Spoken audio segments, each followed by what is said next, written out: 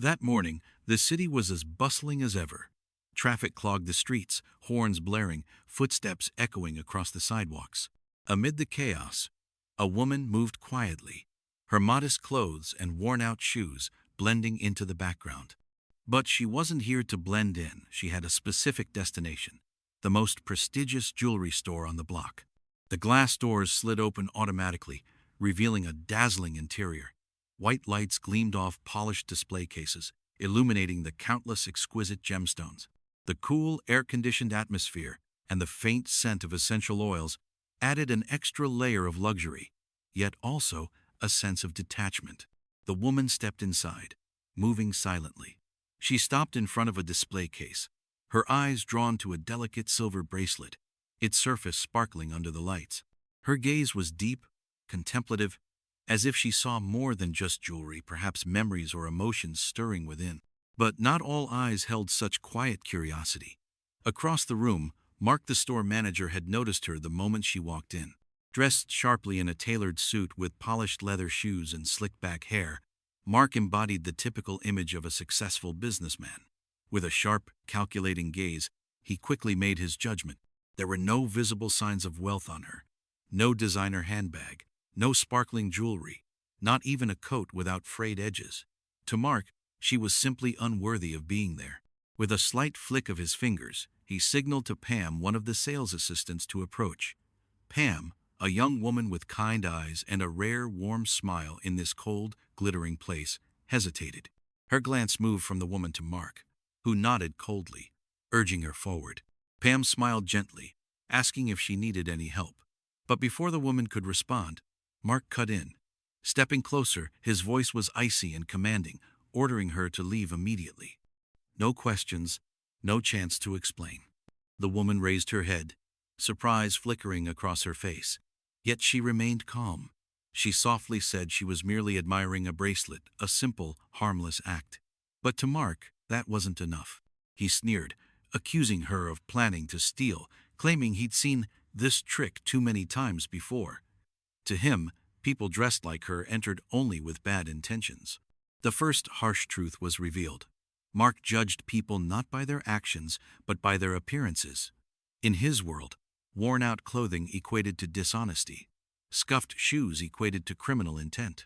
Pam bit her lip, her eyes betraying a hint of protest. But Mark didn't give her time to react. He continued to insult the woman, claiming she was tarnishing the store's image and that people like her diminished the luxury they prided themselves on. Despite the heavy insults, the woman stayed calm. She didn't lash out, nor did she leave. Instead, her eyes shifted from Mark to Pam, searching for any shred of kindness in this icy room. And Pam, knowing full well the consequences, did something few would dare. She smiled and tilted her head, asking if the woman wanted to see other items. It wasn't defiance, nor was it pity. It was simple respect, the kind every human deserves. At that small moment, you won't believe it, a silent spark ignited one that would soon unravel the glittering world built on shallow values and reveal what truly mattered. The woman's eyes lit up slightly when she saw Pam stand up for her. Perhaps she hadn't expected much, but that small gesture was enough to ease the suffocating atmosphere in the store a little. Pam motioned for her to move to another display case, where the LED lights cast a glow on the sparkling silver jewelry. The woman followed, her steps slow and composed. She stopped in front of another bracelet, delicate, understated, yet irresistibly captivating. Her gaze lingered longer, as if she were seeing more than the sparkle, perhaps a memory or an emotion resurfacing. Mark watched from a distance, his face twisted in disdain. He thought, let's see what trick she pulls next. To him, people without the appearance of success were nothing more than parasites.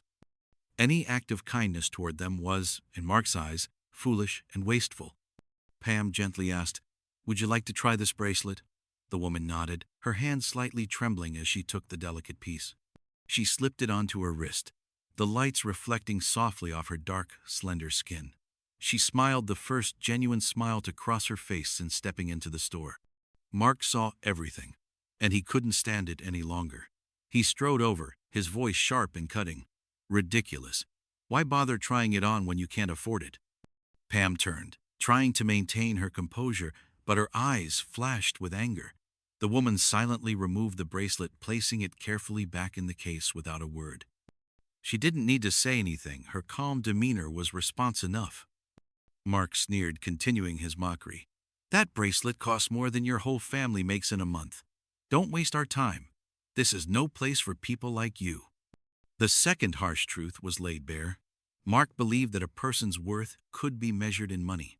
In his eyes, if you didn't have wealth, you didn't deserve to exist in his world. Pam turned to the woman, her eyes silently apologizing for the cruelty of society. But the woman just gently shook her head, as if to say she was used to it. Then, in a quiet but firm voice, the woman said, "I want to buy this bracelet." The entire store fell silent. Mark burst out laughing, a dry, bitter laugh. He looked the woman up and down with utter contempt and replied coldly, "Don't waste your time. We don't accept food stamps or loose change here." Pam stood frozen. She knew that if Mark continued, things would only get worse. But she also knew her words wouldn't change anything in Mark's eyes. Yet the woman didn't flinch. She pulled out a small, worn wallet, old but clean. From it, she retrieved a bank card and held it out to Pam. Her eyes weren't defiant or proud, just calm, as if this action was nothing out of the ordinary for her. Pam took the card, her eyes scanning the clearly printed name and the logo of a prestigious bank. No signs of forgery or deception. Mark, still disbelieving, snatched the card from Pam's hand. He stared at it, hoping to find something wrong to further humiliate the woman. But all he saw was a real card, and the name on it made him falter slightly, though he couldn't immediately place why. A quiet twist was starting to take shape. Mark exhaled sharply and tossed the card back to Pam as if it were contaminated. He pointed toward the door and growled, "I don't want her dirtying my store for another second. Get her out." Through the back. Pam stood motionless. The woman, too, but not out of fear, out of surprise at such blatant pettiness. "You think this is the peak? Not even close. You simply won't believe it." But the real storm was only just beginning. And the woman, the one humiliated and treated like she was invisible, was about to turn the entire situation on its head. The room was heavy with silence. The sterile white lights reflected off the polished tiles, amplifying the coldness in the air. Pam stood holding the bank card, her heart weighed down. She knew she was at a crossroads. Obey Mark's orders and force the woman out the back door, or listen to her conscience. The tension was palpable, so thick it felt like even the slightest movement would shatter it. Mark stood with arms crossed, a smirk playing on his lips. In his mind, the matter was settled. People like her couldn't possibly defy someone like him. But there are things people like Mark never understand. When pushed to the brink of humiliation, human dignity can rise stronger than any weapon. Pam took a deep breath, her eyes glinting with a newfound resolve. She turned to the woman and nodded slightly. Then, despite Mark's glare that could cut through steel, she gently asked, "Would you like to complete your purchase?" The woman nodded. She said nothing more, standing steady like a mountain, an unwavering silence that could not be shaken. Mark moved in, reaching to snatch the card from Pam's hand, but just at that moment, the glass doors opened once again. A group of well-dressed men strode in, their leather shoes tapping crisply against the marble floor, a faint breeze trailing behind them. They weren't ordinary customers. Their commanding presence was unmistakable. Instantly, Mark's demeanor shifted. He forced a polite smile and rushed forward to greet them. Anyone familiar with luxury retail would recognize these men. Investors. And not just any investors, some of the most powerful names in the industry. Mark straightened his tie, adopting a tone dripping with courtesy. "Welcome, gentlemen. It's an honor to have you here." The man leading the group, exuding quiet confidence, shook Mark's hand.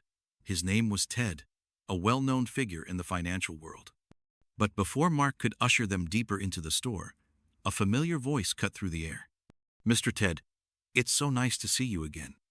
Mark froze, turning sharply to see to his utter horror that the woman he had just insulted was the one addressing Ted.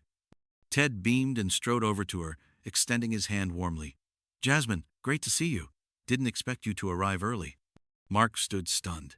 His eyes darted between the woman and Ted, struggling to process the scene unfolding before him.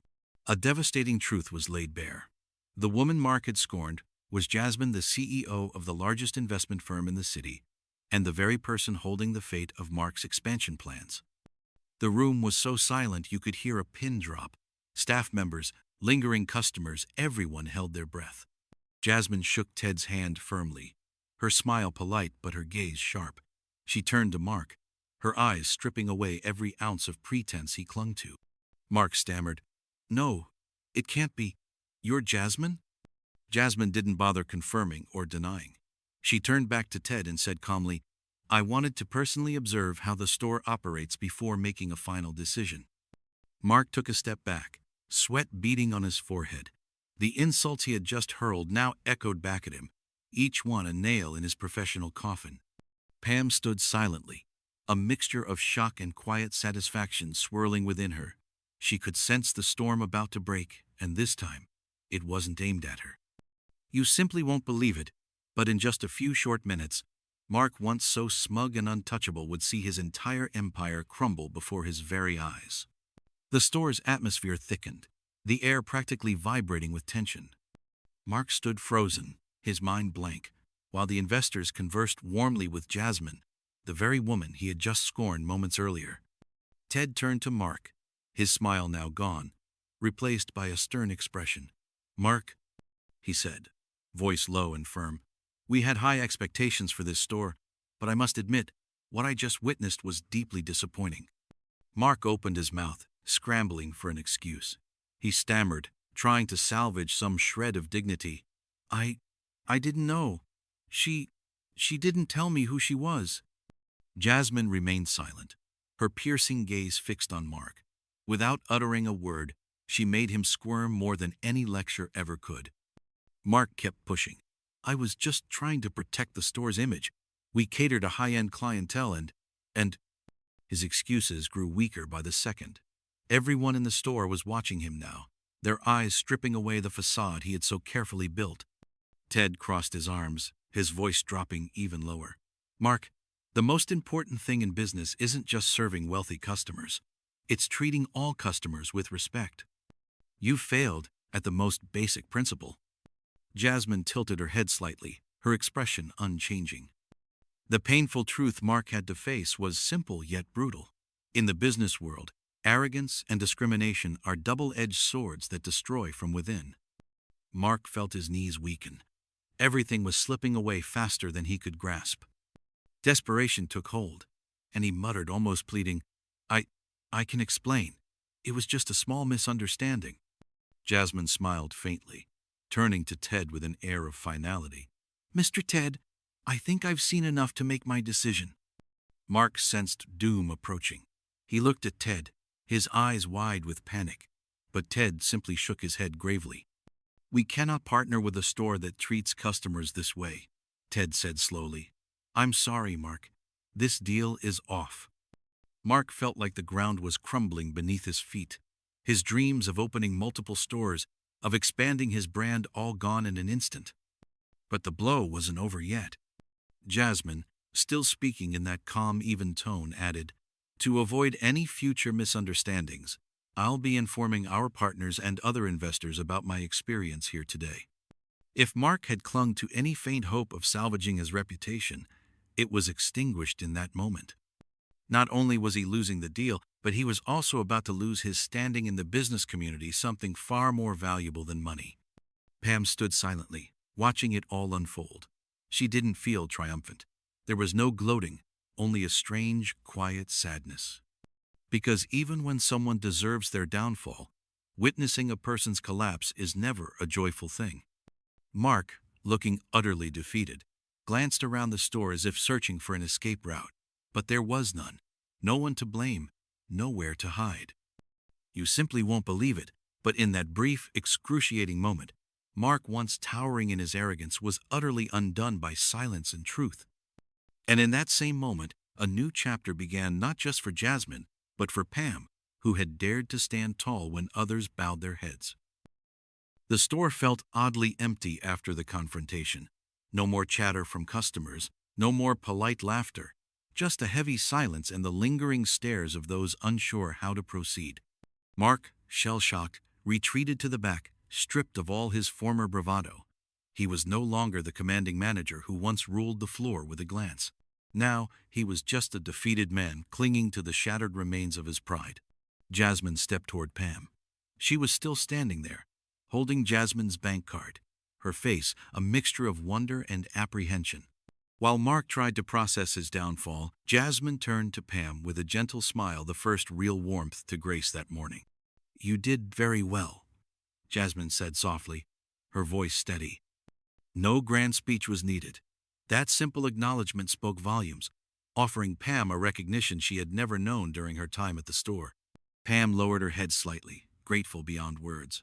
In a world where people were often measured by their looks or bank accounts, sincere appreciation was a rare and precious gift. Another truth stood plain and simple. Even in the harshest environments, kindness and respect are priceless assets. No one can take away.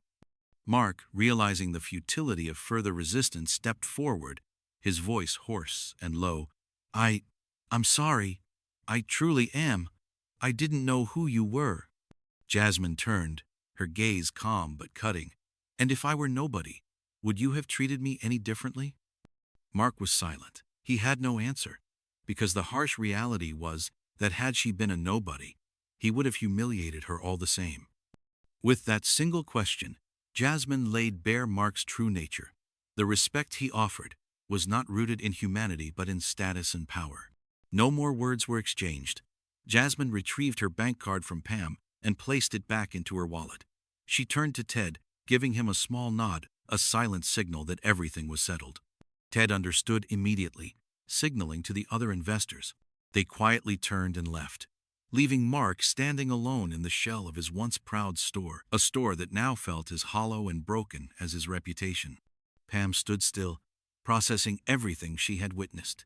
She knew her job here was over. Mark would never forgive her for standing up, but strangely, she didn't feel regret. Instead, she felt an unfamiliar lightness, the kind only those who have done the right thing, despite the cost, can truly understand. You simply won't believe it. But sometimes, losing a job is exactly the beginning of something much greater, something Pam was about to discover in ways she had never imagined. Pam quietly gathered her few personal belongings at the counter, feeling a strange mixture of emptiness and peace. She knew that after today, her time at this store was over. But deep down, she didn't regret it. She would rather lose her job than turn her back on what was right. Behind her, Mark stood, his face dark with barely contained rage. To him, Pam was the root of his downfall. In his mind, if she had simply obeyed, if she hadn't interfered, none of this would have happened. He marched toward her, his voice cold and cutting. "Pack your things, you're fired." Pam looked up at him, no fear in her eyes. She pressed her lips together and nodded quietly, turning back to continue packing her small collection of items. Mark wasn't finished. "Who do you think you are, standing up to me? You should have known your place from the start." Pam didn't respond. She knew there was no point in arguing. The truth had already been revealed. No matter how hard you try, people like Mark will never understand the value of kindness. She zipped her bag shut and slowly walked away from the counter. Before leaving, she paused and took one last look around the store at the glass cases, the gleaming jewelry, the wary glances of her coworkers. Everything seemed so distant now. Her footsteps echoed on the marble floor as she made her way toward the exit, each step steady and deliberate, like a quiet farewell to a chapter of her life. Just as she reached the door, a familiar voice called out, "Pam, wait." Pam turned to see Jasmine standing nearby, smiling warmly. At that moment, it was as if all the weight on Pam's shoulders lifted. Jasmine walked over, her heels clicking crisply on the marble, radiating calm authority. She stopped in front of Pam, her gaze filled with respect. "Have you ever considered becoming a manager?" Jasmine asked, her voice both light and serious. Pam blinked, taken aback. She shook her head slightly, smiling awkwardly. "I've never thought about it." Jasmine's smile widened, full of meaning. "Well, maybe it's time you did." In front of everyone, Jasmine offered Pam something she never imagined, not just a job, but a chance to lead, to build something better. I'm planning to open a chain of jewelry stores right here in this city, Jasmine continued. And I need people like you, people who stand up for what's right, no matter the cost. Pam could hardly believe what she was hearing. From being fired to being offered a leadership role by one of the most influential women in the city, it was surreal. Behind them, Mark's face turned crimson with anger and humiliation. He had no power left, only the bitter taste of defeat. Another truth became clear. In a world seemingly dominated by injustice and prejudice, integrity and kindness can still open the biggest doors. Pam looked into Jasmine's eyes and saw genuine trust. She realized this wasn't just a new job, it was the reward for holding on to her values when it mattered most. For the first time in years, Pam felt proud of herself. You simply won't believe it, but the moment Pam thought she had lost everything turned out to be the very moment she gained something far greater.